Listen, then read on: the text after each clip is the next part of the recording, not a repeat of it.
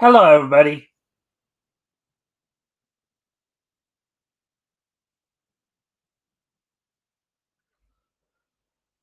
All right, so we've already reached the middle of the week, the middle of the first week of 2024 here. Hump Day 2024. January 3rd. Of course, we're gonna give it a few minutes to give it a couple minutes to give people a chance to come in. Hopefully, I hope everybody's having a good week thus far. If you haven't already, if you can like and share the stream, see if we get some more friendly people in here, that'd be appreciated. Also, if anything here grabs your attention, feel free to comment and or ask questions. I'll try to answer the questions the best of my ability. With all that being said, as I said, we're just going to wait a couple minutes before we get started to give people a chance to come in. So, uh, let's see. On New Mesa, where the cowboys roam, everyone wants to be by the code of the West. On New Mesa, when you know you're wrong, everyone go by the code of the West. Do do do do do do do do do do do do. Do do do do do do do do do do do do. When Captain America throws his mighty shield, all those who oppose his shield must yield. In the red and the white and the blue it comes true when Captain America throws his mighty shield. Tony Stark makes you feel he's a cool exec with the hottest wheels. As Iron Man, all jets of flame, he fights and fights with repulsor rays. Amazing power, it's Iron Man. Amazing power, it's Iron Man. Doc Bruce Banner, belted by gamma rays, turned into the Hulk. Ain't he just gallantly wrecking the town with the powerful, ain't so monster who isn't lovable, the ever loving Hulk. Hulk, Hulk. Let's see. Cross the rainbow bridge of Asgard, where the blue means heaven's roar, and behold incredulous wonder the god of thunder, mighty Thor. Anyways, let's see. Stronger than a whale, he can swim anywhere, he can breathe underwater and go flying through the air. Noble submariner, prince of the deep, so beware deadly demons. Lord Namor of Atlantis is the prince of the deep.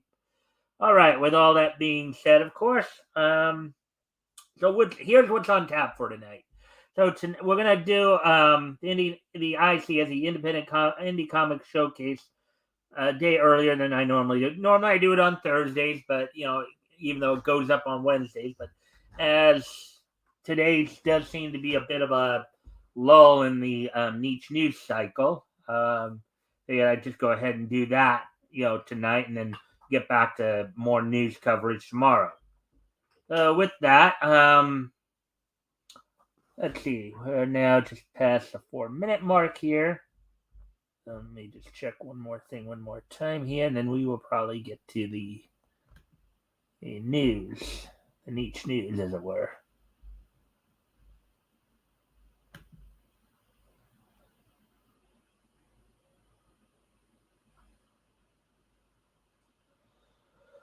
Okay, so we have all that now. So all that being said, why don't we go ahead and get on to the main topic here, which is, of course, the news. As I said, kind of a slow niche news day, as it were. So we're going to go ahead and jump right into the indie comic showcase a day earlier than usual.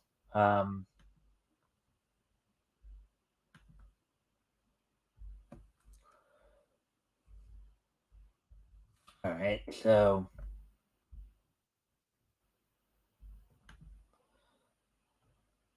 All right, so with all that being said, of course, let's get started here. Well, let me.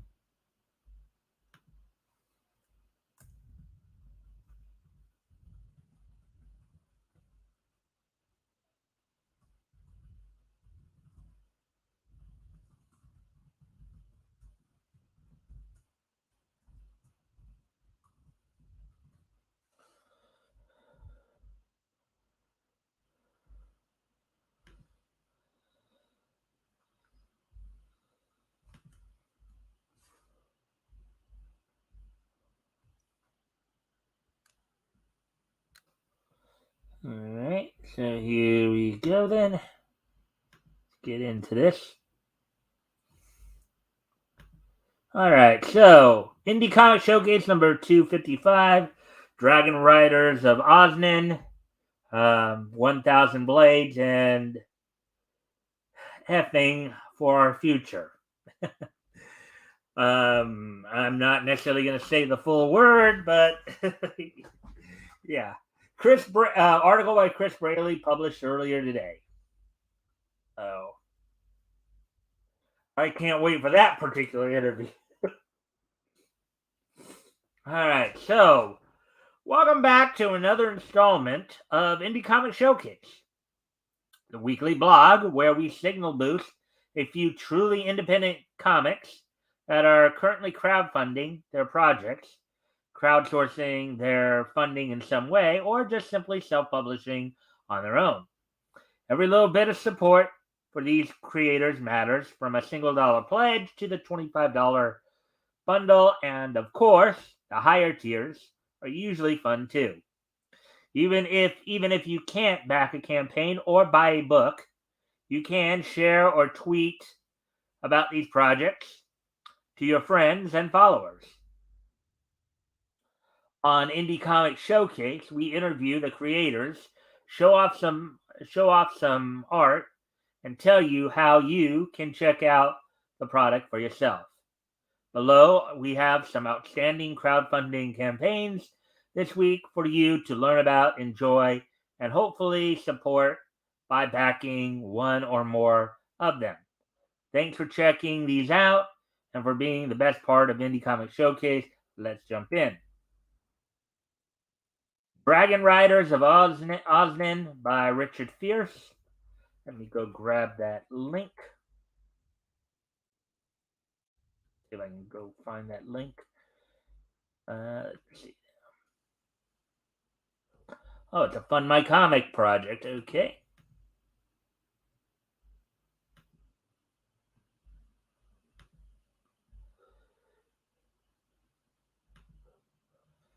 All right. So with that, let's go ahead also and just so people know. So, what's this called again?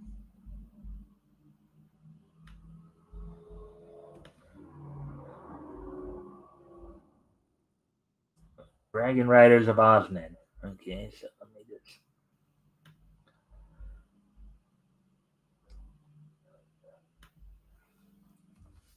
So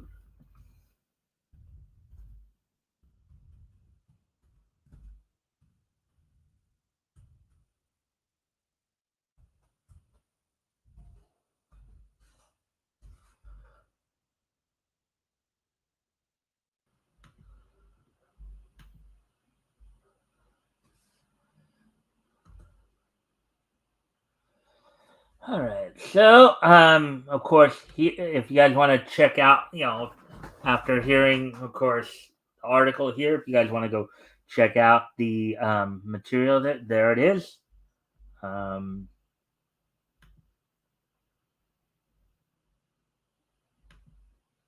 there it is. So, all right. So let's get into this portion of the article then. Okay, it's Dragon Riders of Odland by Richard Fierce. Kind of hard to tell if she's got hands there. I guess the power is emanating from her hands there. I guess. Chris Braley, welcome to Indie Comic Showcase, Richard. Um, What's Dragon Riders of Osnan all about? Richard Fierce, a young man with a disability, wants to be a dragon rider, but he must first pass 3 tests to prove he's worthy.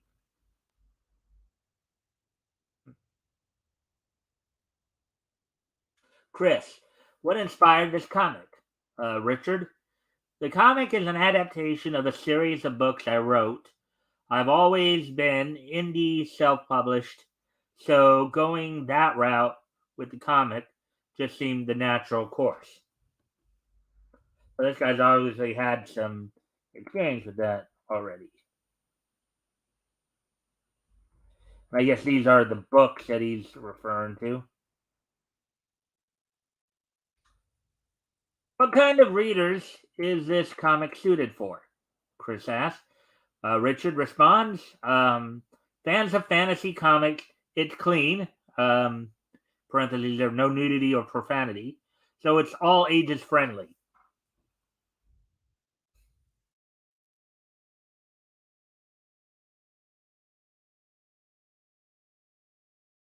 Artwork seems kind of nice.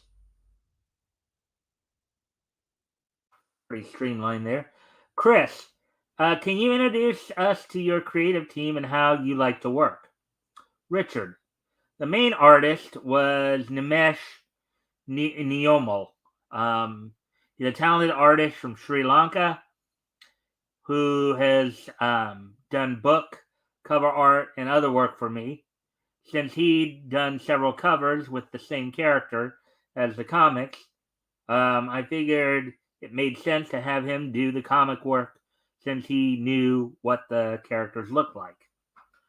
Yeah, that does kind of make sense.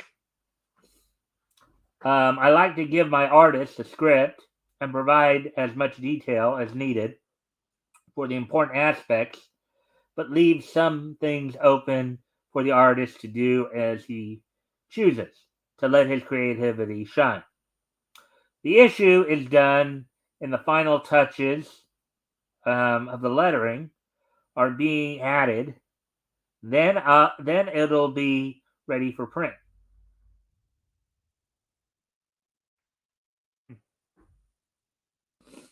Hmm.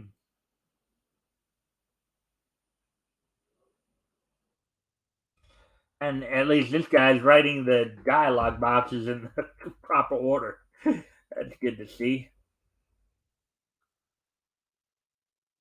We've seen kind of that mix up with the older comics as we've gone over those. Uh, Chris, what have you been learning from self-publishing, crowdfunding, and creating through this process? Richard, I've I'm been okay. I think it's supposed to be. I've been publishing my books since 2000. Self-publishing my books since 2007. Again, an editor typo there. I think that should be I've, not I'm. I've been and I've learned a lot since I started. My biggest takeaway, in parentheses here, and advice for anyone interested, is to always hire a professional for things that aren't in your wheelhouse.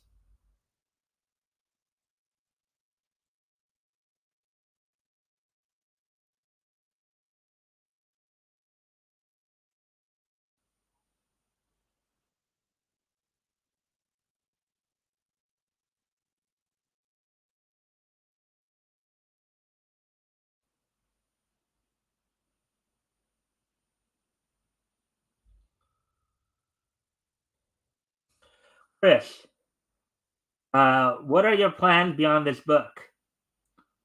Are there more stories to tell? Richard, this is the first issue of at least three issues.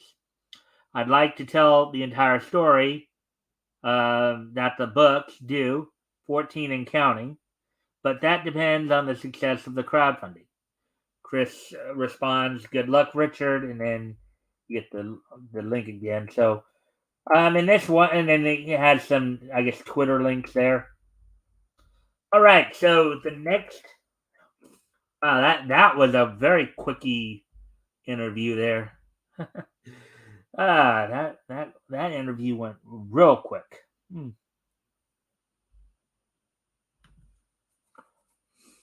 All right, so um, let's see. 1000 Blades trading card game by Nate Lindell. So I wonder if this is more of a trading card game thing. Then let's go ahead and grab that link.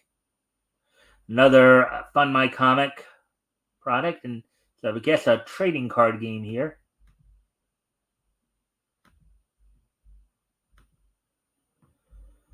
All right.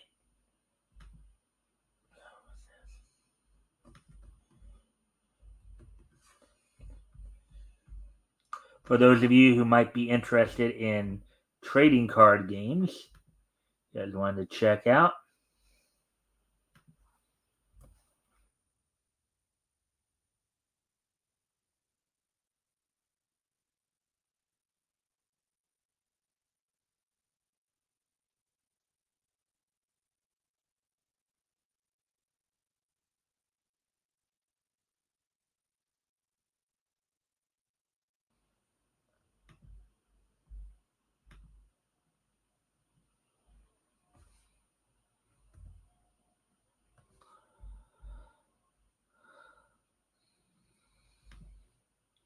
All right, if you guys want to check that site out there.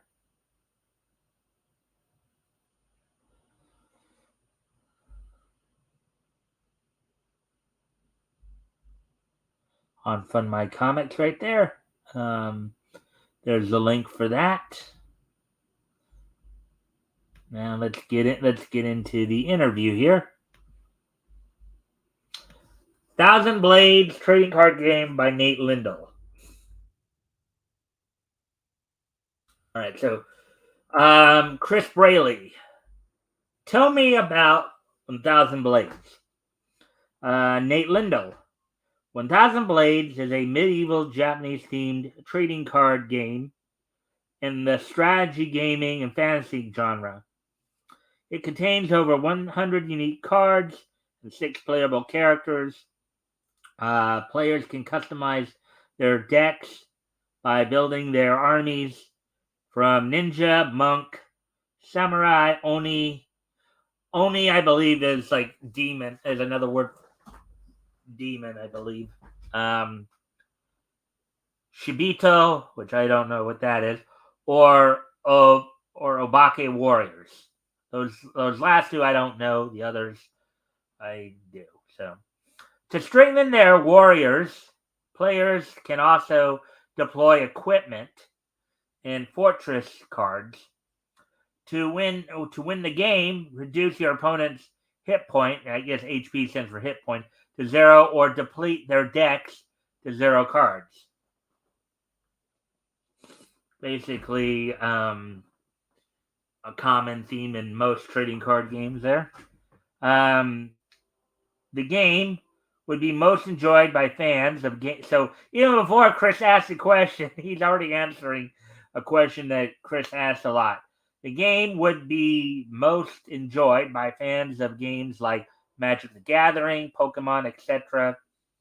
Since there is reading and strategy involved, it's best suited for ages 12 and up. There is no nudity or explicit violence. Albeit, I don't know how there could be explicit violence in a. So I guess you could draw something on a card. I guess, but anyways, Chris, how did you come up with the idea for Thousand Blades? Nate, I believe that's his name. Nate Lindell, I believe. Yeah, Nate. Or actually, my bad. I think I was. Oh no, I was right. Nate Lindell. All right, so Nate, um, it came to be. It came to be in when I started reading about Shohei warrior monks. Um, History is inspiring to me. The more I read about these warriors, the more I dug into other Japanese history and folklore. Once I started researching medieval Japanese weaponry, I was hooked. The gears of creativity took me to gaming, and from there, the storyline began to brew in my head. The comic is not completed yet, but it is in motion. Um, I've been self-publishing under my Ashcan Comics Pub (ACP) label for several years now. My other projects include Oath, um, in parentheses here, a 100-page comic book, and Vala the Beastheart. Um, let's see, in parentheses, a POG game and short story, parentheses. Indie isn't an easy sale, but it offers so much freedom to create the stories, games, etc. that I want to make.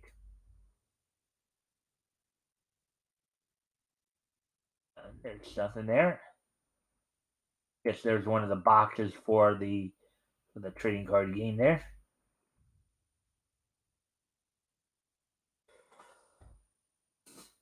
Let's see if anybody. And as always, if you guys haven't already, if you guys can like and share the the stream. See if we can get some more friendly people to engage. That'd be appreciated. Also, if anything here grabs your attention, feel free to comment and or ask questions. I'll try to answer the questions to the best of my ability.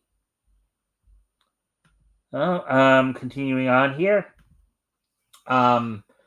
Chris, let's get into the production a bit. Can you give me a broad overview on how you put this together? Nate, well, A Thousand Blades has been a very different approach for me because I leveraged AI for the card art. As an illustrator, and I usually start with traditional penciling and then drop a photo into Procreate for inking and coloring. This game, however, needed over 1,000 art pieces or 100 art pieces, with the hefty demands to even make the game work. I swallowed my pride and decided to give AI a go. Now I know a lot of people are like kind of down on the idea of AI, but as some people might argue, sometimes it can help when you really do need mass production real quick. You sacrifice some quality there in the work for expediency.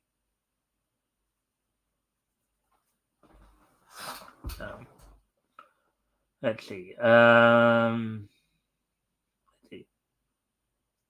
At first, I was very opposed to using AI. When AI first hit the scene, it was like a gut punch.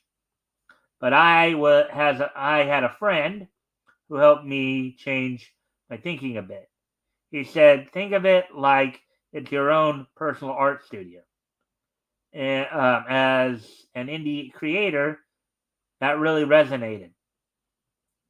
I generally do everything solo.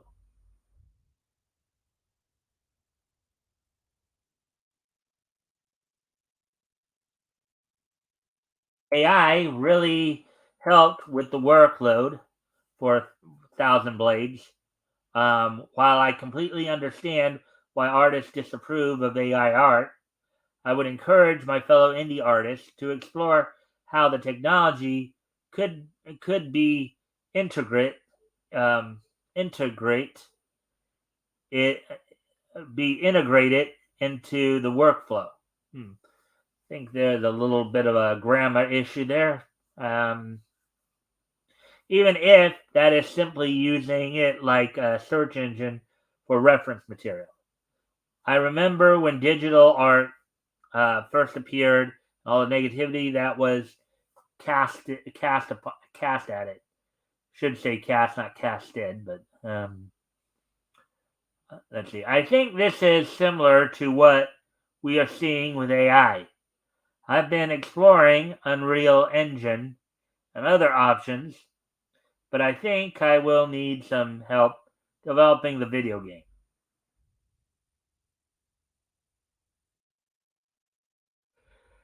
Okay. Alright. See if anybody's here yet. Oh, all right.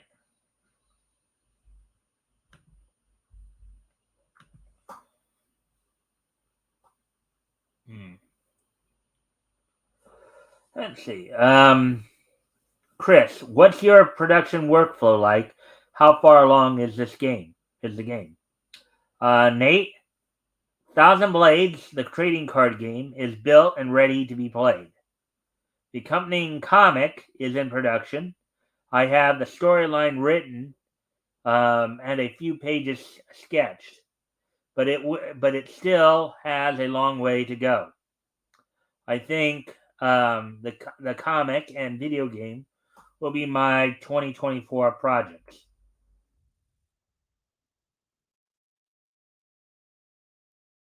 So here's kind of a bit of a description.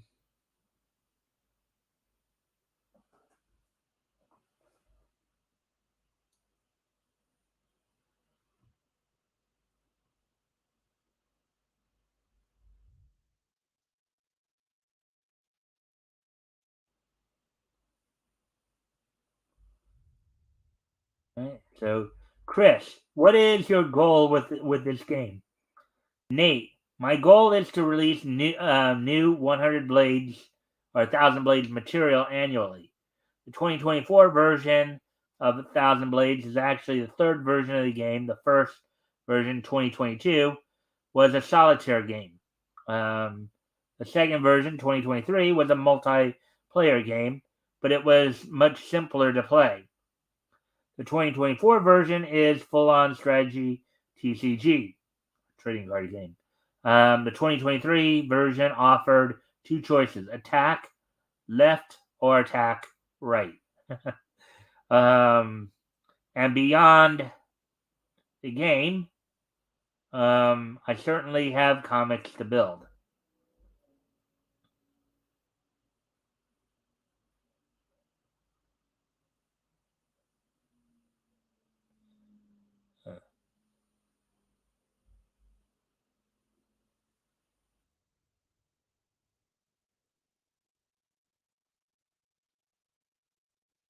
Let's see, Chris. Anything else you'd like to share with our readers before we sign off?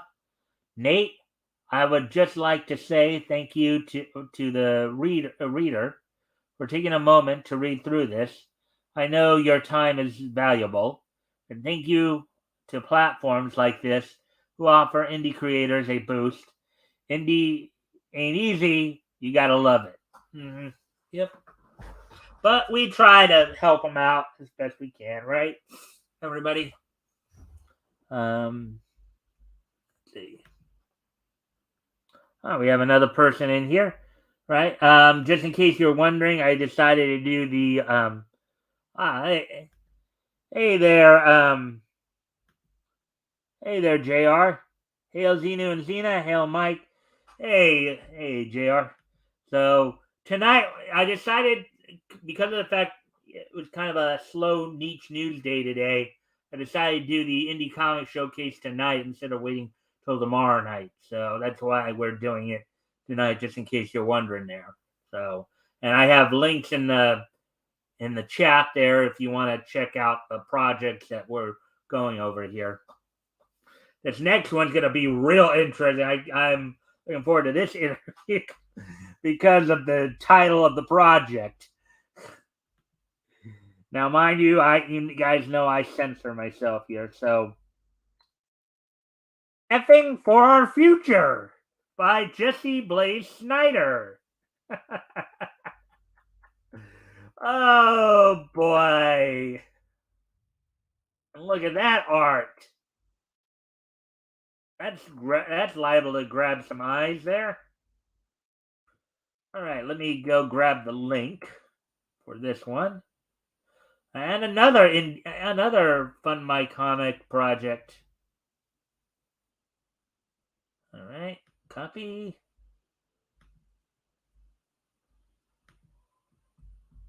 And again, if you guys can help out by liking and sharing the stream, see if we can get some more friendly people in here. That would be appreciated. Also, if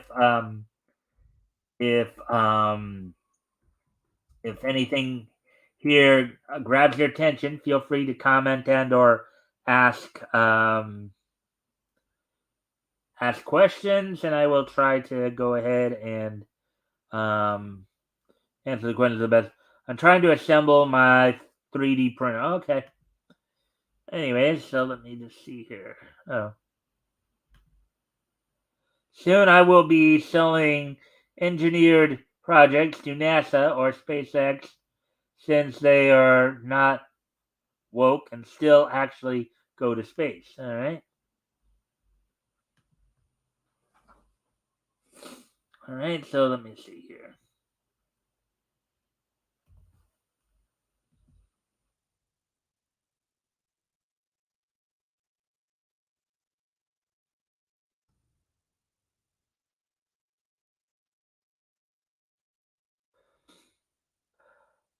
So here's the link to this one. I'm gonna go check that out. Put it up for you guys to take a look at that.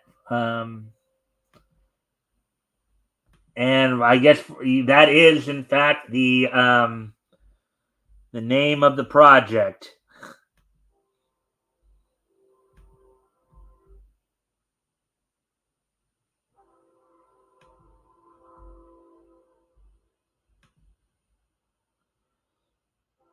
All right, so well, let's get into this interview here.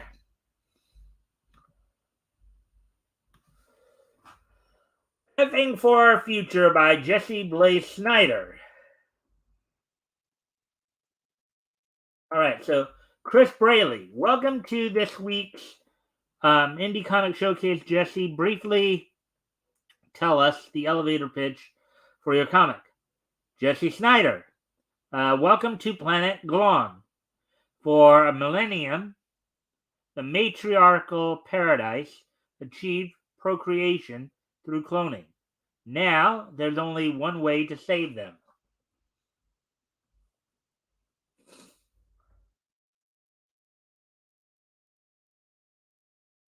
Um, and I'm guessing this sounds similar to a plot that was used in a season 2 episode of Star Trek, where one of the races that they encountered was basically a society of clones that basically the clones are starting to uh, degrade to the point of, you know, to where they'd be gone in a generation or two. And, the only way to, they thought more cloning would help, but what really they needed to really do was to quote unquote procreate.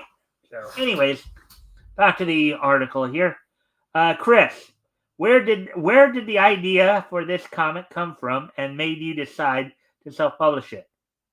Um, Jesse, I got fed up with good businessmen selling sex to comic fans with nothing beyond the sex to offer, while making millions collectively on fundraising websites with no cultural or artistic responsibility.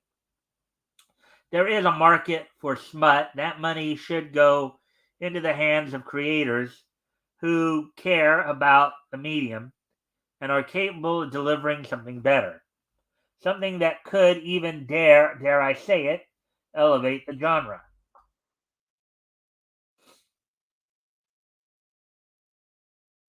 And of course, some very provocative posture positions there, as it were.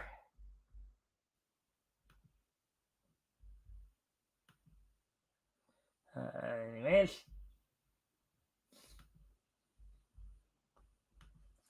let's see. Chris, what kind of comic readers is this aimed at?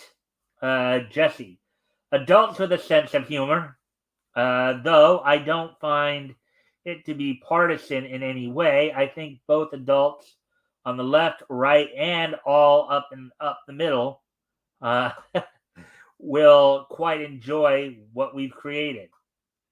I don't know. You got some real on the left there. You got some real Puritans there, but who probably would just object to just the fact you would write something like this at all. But anyways, Chris, tell me about your creative style and approach to making this comic. Jesse, created in collaboration with one of my best friends, the great Dizzy Arnold. We basically created this from a place of frustration. After a company we were aware of made $100,000 in one day, offering what essentially amounted to boobs. Oh boy, I wonder if that is in. I don't know if that's a knock on a comic from last year that somebody did called Boobs. Um, you kind of have to wonder about that. Um, three can play at that game. Once we decided to do it, I came up with the basic premises, and we laughed our. I think it's supposed to be all the, not R, all the way through to total completion of the project before we even launched our fundraiser. That's how much we enjoyed making it. It's done. So they actually have a project that's already done. It's already out there. If you put money down for it, you probably can get a book ready for you within a matter of a few days, if not a week. I would say. Um, let's see. Between you and me and the wall, Dizzy is a bigger name artist, having to conceal his identity from his corporate gigs. Um, I'm a professional writer who has worked for Marvel, DC, Disney, Pixar, the Muppets, and been published by almost every major publisher in comics.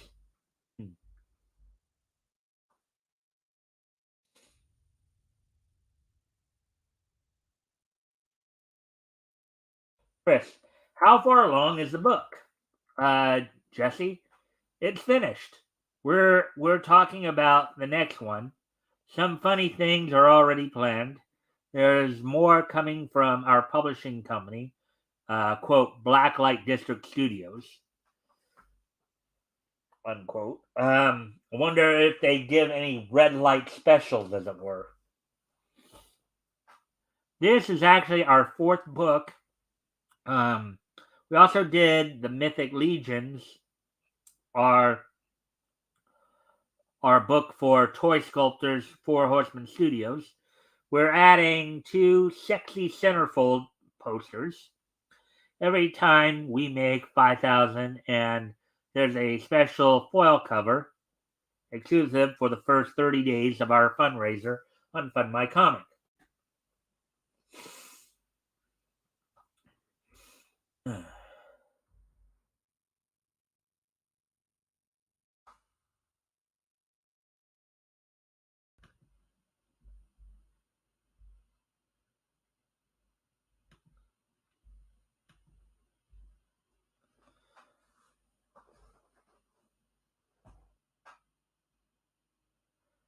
Um, Chris, so what have you been learning from self-publishing through this process? Jesse, making the art is just step one. Selling what you've made is really the job.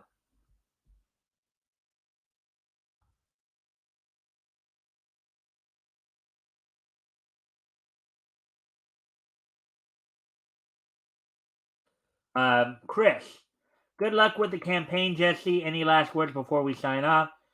Jesse, I love you all for making it this far.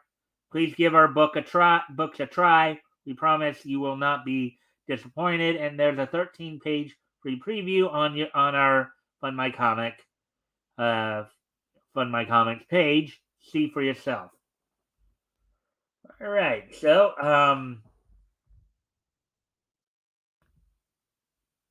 let's see.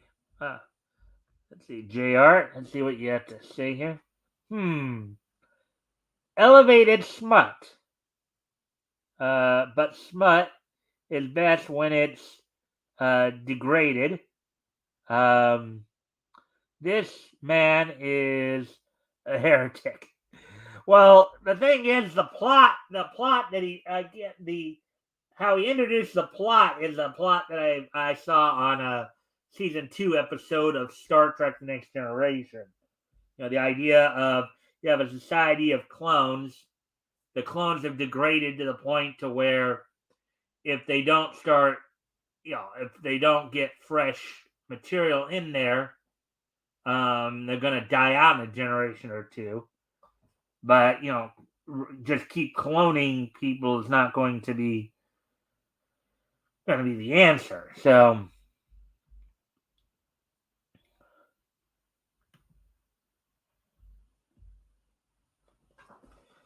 that's it for this installment. If you're a creator ramping up your own campaign or have a comic available for purchase online and you want to be featured in our weekly column, click here and follow Indie Comics Showcase on Twitter at Indie Comics, and reach out to them for more eyes on your crowdfunding comic project.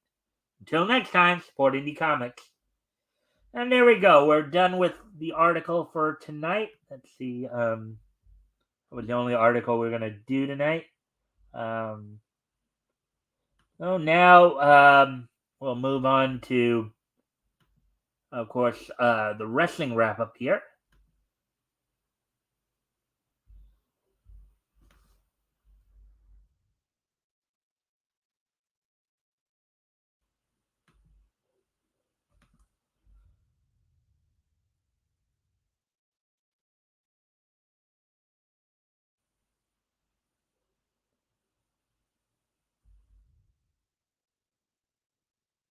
All right. So in WWE news, so as reported a few days, reported a week ago, Charlotte Flair had injured her knee on a recent edition of SmackDown. Apparently, that injury is serious enough to where she's going to be out for 9 months. Charlotte Flair will not be able to wrestle for the next 9 months. She will probably be returning, hopefully, and is coming off of the fact she just signed a major contract with the WWE. So now she got to spend the first 9 months of that contract, basically on the shelf. Now they might add that time that she's out injured, when her contract comes up, later in her career.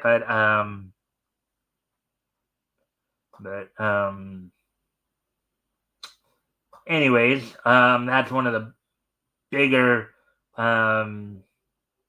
news stories. Of course, some of the main roster stars came in to help out on NXT New Year's Evil show last night, including, of course, and Kevin Owens dropped by, a few others there, as some of them were not able. Grayson Waller, some of them were not able. Dragon Lee was not able to be there for visa issues, but that's all we got for the WWE side of things. Also, so in AEW news, tonight's edition of Dynamite, on tonight's edition of Dynamite, and of course the fallout from fallout from World's End the other night. Orange Cassidy defending the international title against Dante Martin.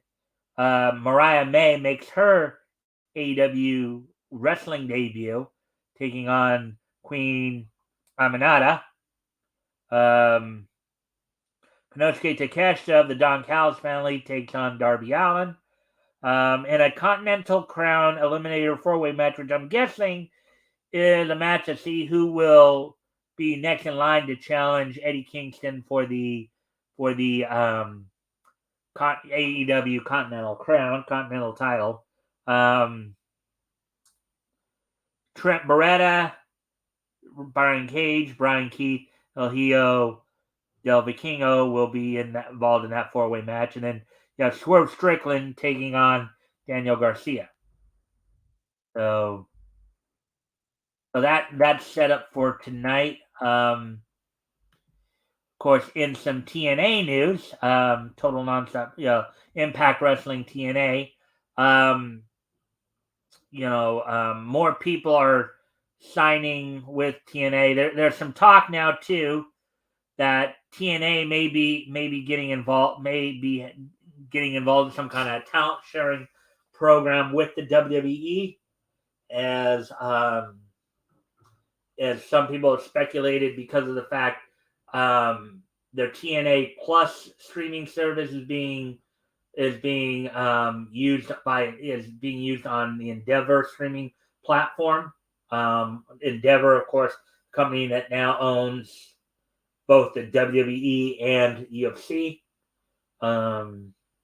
There's been some talk that Naomi, aka Trinity, may be making her return to the WWE. Possibly, you might have some talent exchanges where you might see some former WWE stars coming back to the company through TNA. You might see some WWE talent wrestling for some current WWE talent wrestling for TNA. So we'll be keeping an eye on that. Of course, a week from this Saturday, TNA has its Hard to Kill pay-per-view, and we'll talk more about that, of course, next week as we get closer to that show. And also in NWA news, NWA, the National Wrestling Alliance, has its next pay-per-view coming up next Saturday as well, Paranoia. But on last night's Power,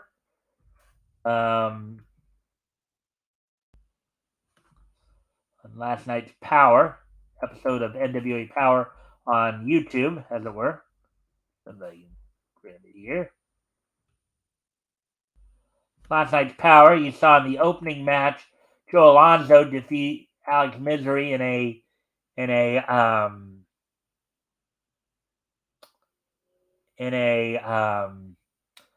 junior heavyweight singles match. In a 3-way match to determine the number one contender to the NWA World Television title, Magic Jake Dumas defeated Anthony Catena, who is now a part of Chris Silvio Esquire's stable, and Storm Thomas. And in the main event from last night's show, Blunt Force Trauma successfully defended and retained the NWA World Tag Team titles over former NWA United States Tag Team champions, the Fixers. So with that, and of course, NWA will be on CW soon enough. So you'll be able to watch them there. So with that, let's go ahead and move on to. Let's finish this off. Today is Wednesday, January the 3rd, 2023. So let's take a look back at this day in each history. And of course, as I said, things are a little bit slow today. Doesn't seem like there's a whole lot going on, or a lot I could find. So first off, I'm gonna let's take a look back at this day in each history. History! So first off, we're going to head back 50 years ago today, back to 1974. As on this date back in 1974, the 15th issue of Grimm's Ghost Stories from Gold Key Comics went on sale on this date back in 1974. 50 years ago today, the 15th issue of Grimm's Ghost Stories went on sale on newsstands, sold for 20 cents and was 32 pages. So there we go with that one. And then the only other pieces of niche history we have for you. Just come back from 15 years ago, as on this date back in 2009, 15 years ago today, on this date in 2009,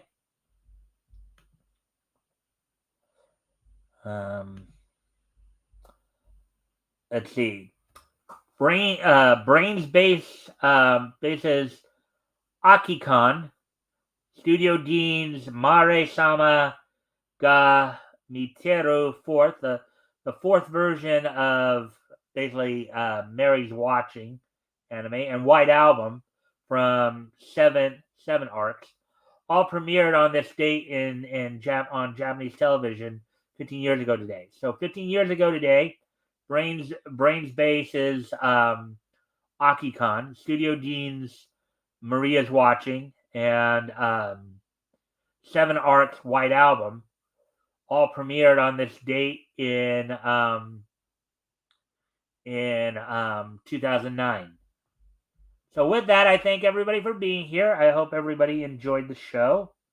Of course, we'll be back here tomorrow with more news. Since we did the Indie Comic Showcase tonight, tomorrow night we'll be back to regular news coverage, going through and seeing if we can find stuff to talk about on the niche news front.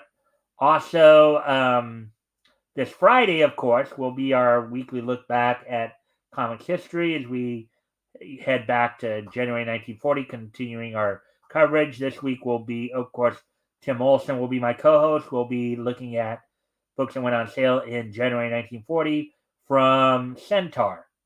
So with that, I thank everybody for being here. I hope everybody enjoyed the show, and I will see you all tomorrow. Bye.